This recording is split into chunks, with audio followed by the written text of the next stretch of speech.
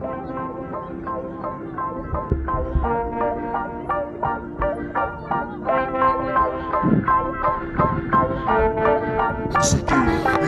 sarap sa piling pag ganito ka-chill lang. Yung tipong walang problema sa iyong nakaabang. Yung tipong walang pake sa mga may inggit sa'yo. Yung tipong galit sila tapos ang saya-saya mo. Namumuhay ng payapa, walang ines na dapat na mapahupa.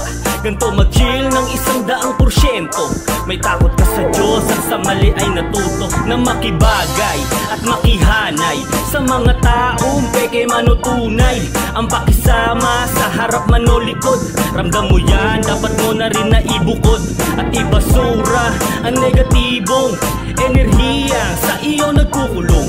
Maging masaya hanggat buhay pa tayo, mahalin ng pamilya at ibigay ang gusto. Kami ay chill lang, walang pakialam. Kung hindi usapang plano ay di pa rin alam. Mapayaman na paligid ay nakakagaan. Sa isipan namin ay sarap sa pakiramdam. Kami ay chill lang, walang pakialam. Kung hindi usapang plano ay di pa rin alam. Masarap, komportable ang ginagalawan. Kaya mo ba kontrolado mo ang bawat takban. Pagkising ko pa lamang ay hilig ko na kagad ay ayusin ang aking kama. Sa labawin ng aking umaga na merong mapapala, walang mapapala. Yung mga tao na gusto lamang akong ibaba, dahil wala akong balak na mapunta lamang ito sa wala. Lahat ang aking mga taya, di man lang ako nagbabaya para sa aking pangarap na balang araw ay makuha ang matamis na bunga. Ingiti ako na lamang yung mga tao na sa akin nagduda.